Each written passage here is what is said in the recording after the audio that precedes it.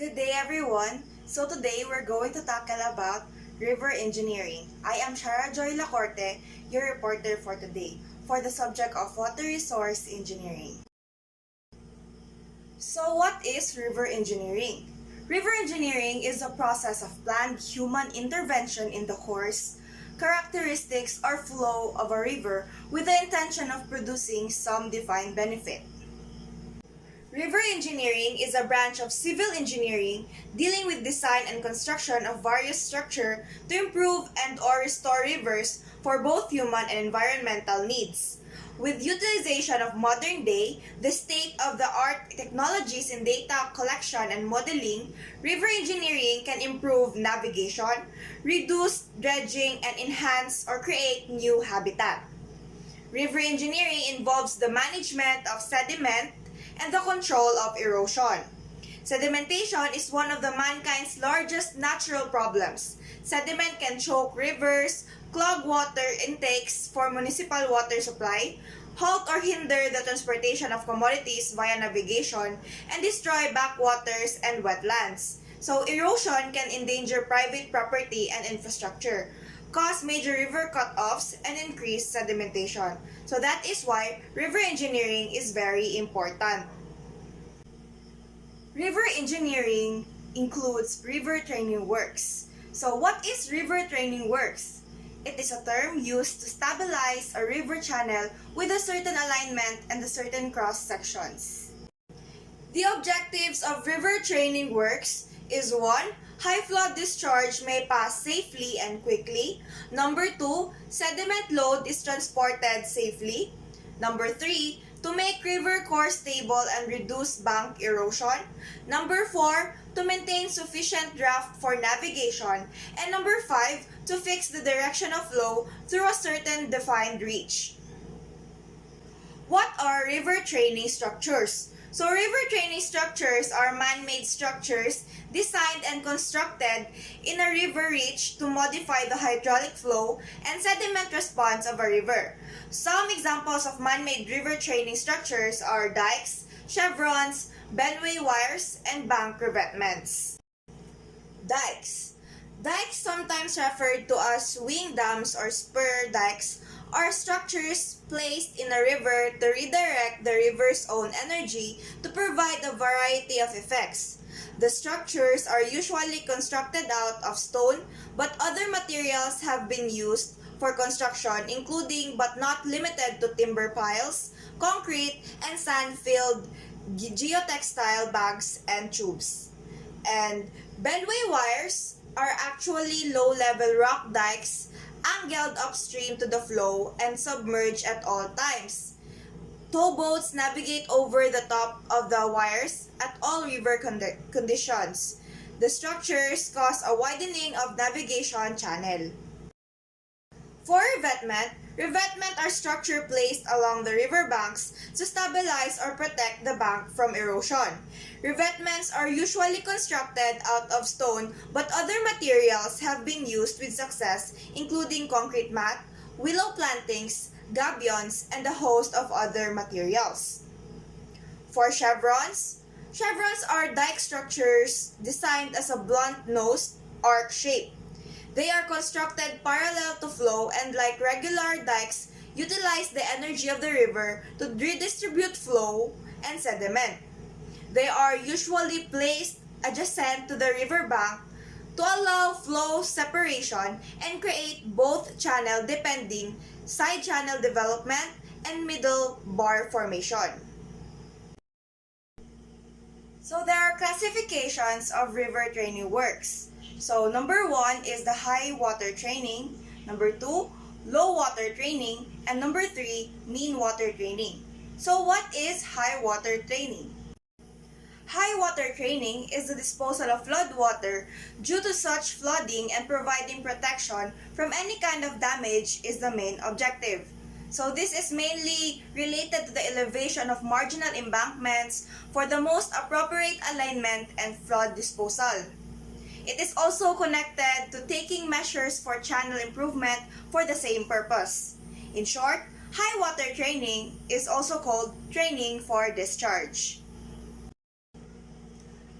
Low water training. The purpose of river training works to provide sufficient depth of water for inland navigation during low water seasons, example during summer for non-perennial rivers, mainly in South India. So this is also done by contracting the width of the channel in low water. And it is mainly done with the help of groins. So low water training is also called training for depth. For mean water training, this is also called training for sediment. So the river is trained to correct the configuration of riverbed for efficient transport and also keeps the channel in good shape. So what are the types of river training works? We have guide bank system, groins or spurs, levees or embankment, bank protection and pitched banks, pitched island, and miscellaneous methods. So as you can see, here we have a guide bank system. So what is a guide bank system? These are earthen embankments to channelize the flood water of the river. So in India, this type of bond was first designed by Bell. Hence, it is known as Bell's bond. Another type is groins or spurs. So what is groins or spurs? It is a structure that is constructed transverse to the flow of the river. It extends from bank into the river. As you can see, there are many types of groins and it has many types of categories. So first category, according to the materials used.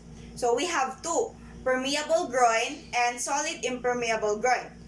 Permeable groin permit the water through it but with a reduced velocity of flow. Groins built with using wood, sandbags, etc. come under this category. Then the other one is solid impermeable groin. So it do not permit water to flow through them.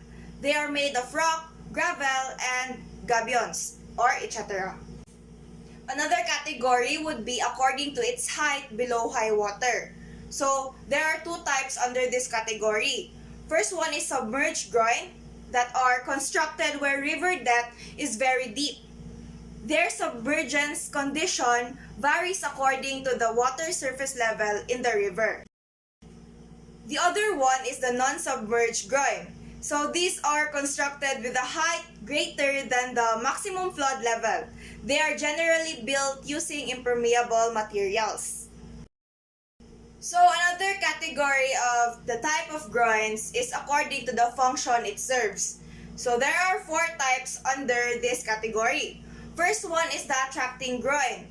These are constructed in such a way that their head is pointing towards the downstream side of the river as shown in the figure on the side. So it has an angle of 45 degrees to 60 degrees. Another one is the deflecting groin. It is built perpendicular to the bank and they just deflect the water flow without repelling and provide local protection to the banks. Third one is the repelling groin. Repelling groin are built with their head towards upstream with an inclination of 60 to 80 degrees with the bank. They repel the water flow towards the bank on which it is located. Then the last one is sedimenting groin. These are constructed when there is a considerable amount of sediments carried by the river water. Last category of the type of groins would be the special types of groin. So here we had two types of groin under this category. So we have Denihé's T-headed groin. It is a special type of groin developed in India for protection of back. It comprises of ordinary groin with an extra cross groin at the head, giving it T-shape. So as you can see, it is a T-shaped groin. Then another one is the hockey type groin. It increases the attracting tendency of the groin. As you can see, it is similar to a hockey stick. So this is why it is called hockey type groin. For the type of river training works, so far we had covered guide bank system, groin or spurs, and now we will tackle about levees or embankment. What is levees or embankment? As you can see in the picture, this is an example of what levees or embankment looks like. Levees or embankment is a natural or artificial wall that blocks water from going where we don't want it to go. They also prevent rivers from flooding cities in a storm surge. So there are types of levees. Number 1 is embankment levee. This type of levee is most adaptable for raising existing embankment levees and where there is sufficient space to achieve acceptable better slopes. Number 2, spillways. Spillways are designed to command effect by slowly releasing water into a protected area in a controlled manner rather than risking overtopping or breaching in a flood event greater than the design height. So it is expected to be in 1 in 100 years. For number 3, that is sheet pile levee. A sheet pile levee consists of a single line wall constructed from driven sheet piles. And for number 4, hybrid levee. A hybrid levee is when an embankment levee is used in conjunction with another levee type. So there are still other types of river training works, but for now, we will just cover these 3. So thank you for listening and watching this presentation. I hope you learned a lot for the introduction of river training works. I am Sharra Lacorte. Thank you so much.